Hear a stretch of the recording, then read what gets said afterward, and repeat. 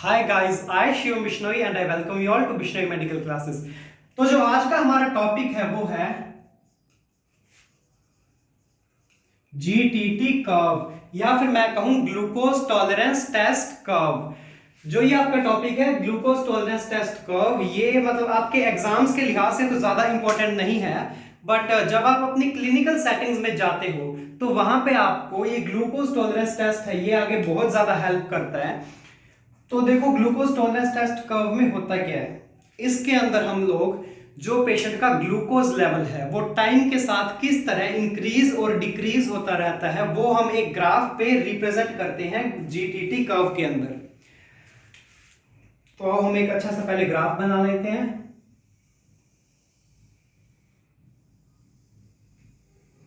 अच्छा, ये जो इसकी वर्टिकल एक्सिस जा रही है इसके ऊपर हम लोग जो पेशेंट है उसका ग्लूकोज लेवल लिखेंगे, और जो हॉरिजॉन्टल लाइन है इसके ऊपर हम टाइम लिखेंगे। समझाता हूं, एक मिनट रुको।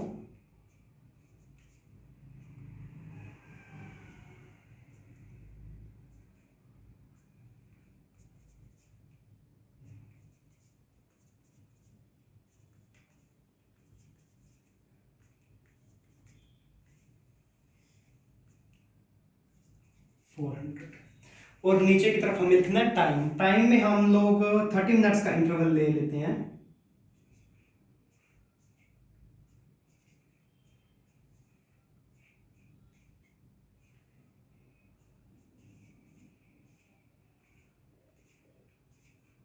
Thirty, 60, 90, 120, 150 and 180। तो फिर अब देखो इसको एक एग्जांपल के थ्रू तुम लोग समझो। देखो, तुम लोग हॉस्पिटल के अंदर गए और जब तुम हॉस्पिटल में एंटर किए मैंने तुम लोगों को एक एक पेशेंट दे दिया। मैंने तुम्हें एक पेशेंट दिया है और मैंने कहा है कि तुम्हें हर एक 30 मिनट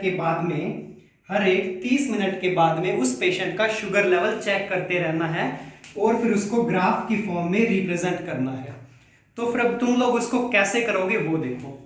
ये जो मैं पहला कर्व बना रहा हूं ये एक नॉर्मल पेशेंट का है। हालांकि तुम्हें पता नहीं होता कि जो तुम्हें पेशेंट मिला वो नॉर्मल है फिर अब नॉर्मल है, पर मान के चलो कि वो पेशेंट नॉर्मल है और हमें उसका ग्राफ रिप्रेजेंटेशन करना है उसके शुगर लेवल का। तो वो किस तरह करेंगे वो देखो। सबसे पहले जो पेशेंट है वो तुम्हारे पास फास्टिंग कंडीशन में यानी खाली पेट हॉस्पिटल के अंदर आएगा और उस टाइम पे जब तुम उसका शुगर लेवल चेक करोगे उसको तुम टाइम दोगे 0 टाइम पे उसका शुगर लेवल मान लो था यहां पे कुछ अप्रोक्स 80 और 90 mg/dl। और 30 मिनट के बाद में तुम लोगों ने फिर से उसका शुगर लेवल चेक किया और 30 मिनट के बाद में उसका शुगर लेवल पहुंच गया अप्रोक्स, यहां पे कर लो,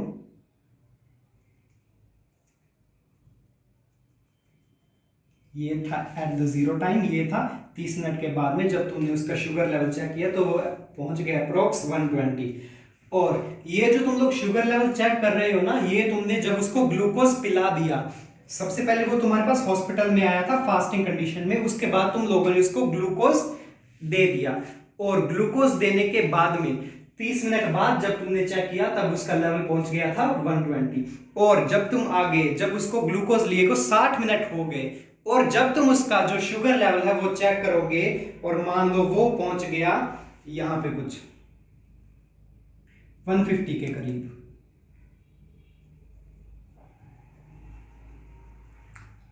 और थोड़ी देर बाद में यहां पे इसको थोड़ा मैं डार्क कर देता हूं। थोड़ी देर बाद में तुम लोगों ने फिर से उसका ग्लूकोज लेवल चेक किया और अब वो ग्लूकोज लेवल उसका धीरे धीरे डाउन आने लग गया है और वो मान लो पहुंच गया तुम्हारे 150 के ऊपर। पहले वो थोड़ा सा था 150 से ऊपर और अब वो पहुंच गया 150 के ऊपर। ये ना मैं तुम्हें एग्जांपल दे रहा हूं, जरूरी नहीं कि इसी तरह जाएगा। अब 120 मिनट्स के बाद में जो उसका ग्लूकोज लेवल है वो पहुंच गया अप्रोक्स यहां पे।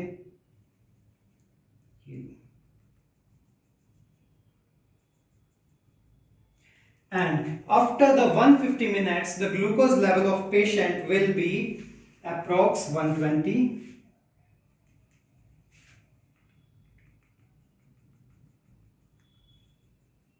और 180 के बाद में थोड़ा सा और नीचे कर लो।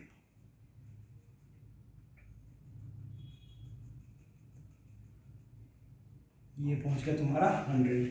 जो अब ये यहाँ पे एक कर्व बन रहा है, कर्व कहाँ बन रहा है वो देखो। पहले उसका ग्लूकोज लेवल था 0, 0 से पहुंचा यहाँ पे, और फिर 150 से ऊपर, फिर 150 से फिर वो नीचे आ रहा है। ये देखो, अब जो ये यहाँ पे कर्व बन रहा है इस तरह, इसी को बोलते हैं GTT कर्व, या फिर मैं कहूँ ग्लूकोज टॉलरेंस टेस्ट कर्व। चलो, अब ये तो बात होगी एक नॉर्मल पेशेंट की।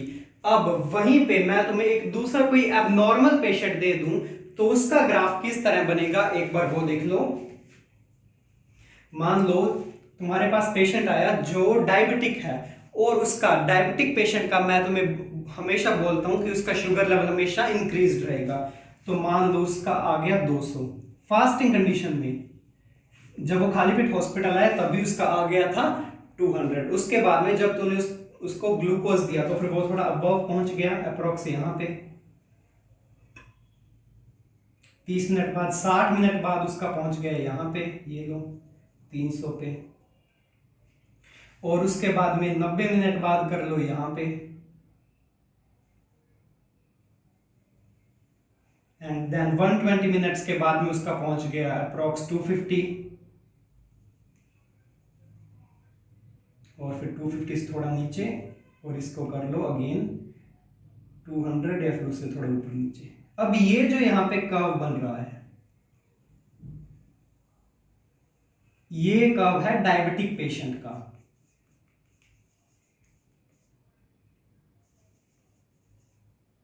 और ये है नॉर्मल।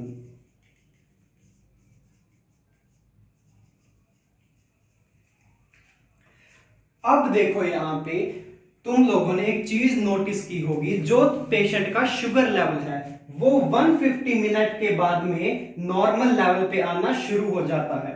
हमने स्टार्ट किया 0 से, जब उसका शुगर लेवल बिल्कुल पीक पे था, अराउंड 60 मिनट्स के आसपास, जब उसका शुगर लेवल बिल्कुल पीक पे था, उस टाइम पे तुम्हारी बॉडी के अंदर इंसुलिन रिलीज होना शुरू हो जाता है। क्या हो जाता है? इंसुलिन रिलीज होना शुरू हो जाता है। और वो इंसुलिन क्या करता है, जो तुम्हारा ब्लड में शुगर लेवल है उसको डिक्रीज करना शुरू कर देता है, और अप्रोक्स 150 मिनट के बाद वो नॉर्मल आ जाता है, जो तुम्हारा शुगर लेवल है वो। तो ये तो था तुम्हारा ग्लूकोज टॉलरेंस टेस्ट कर्व। इसके अंदर कुछ नहीं है, सिर्फ इतनी बात है, और ये बात आपके लिए सिर्फ समझने के लिए जरूरी थी। और अब एक तुम्हारा लास्ट टॉपिक रह जाता है जो है HbA1c, उसको भी समझ लो, 1 मिनट का काम है बस। देखो HbA1c क्या चीज है।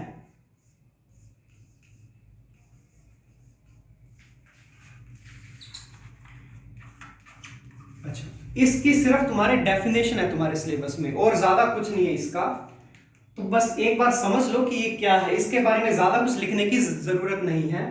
तो फिर देखो Hb वर्ड यहां पे रिप्रेजेंट करता है तुम्हारे हीमोग्लोबिन को, इसलिए इसको मैं बोल सकता हूं हीमोग्लोबिन A1c टेस्ट। ये भी एक टेस्ट होता है जो डायबिटीज को इंडिकेट करता है, या फिर मैं कहूं जिससे तुम लोगों को डायबिटीज का पता चलता है। It's a blood test that shows the sugar level of a patient over the 2-3 past months. Okay. तो फिर देखो, it is a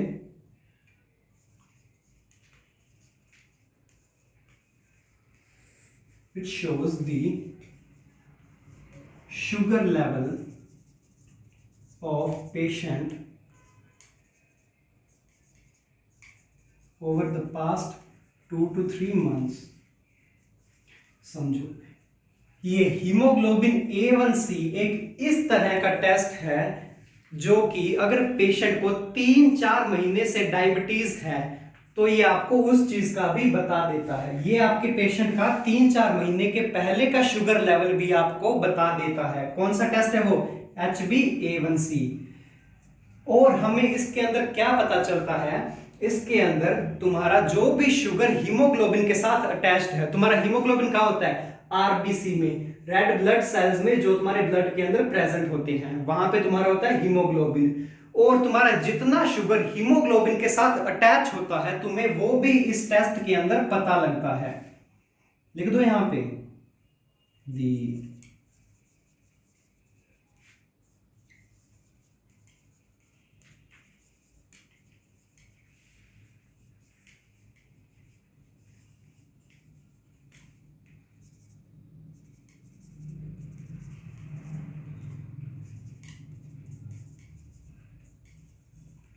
The sugar attached to hemoglobin is indicated in this test.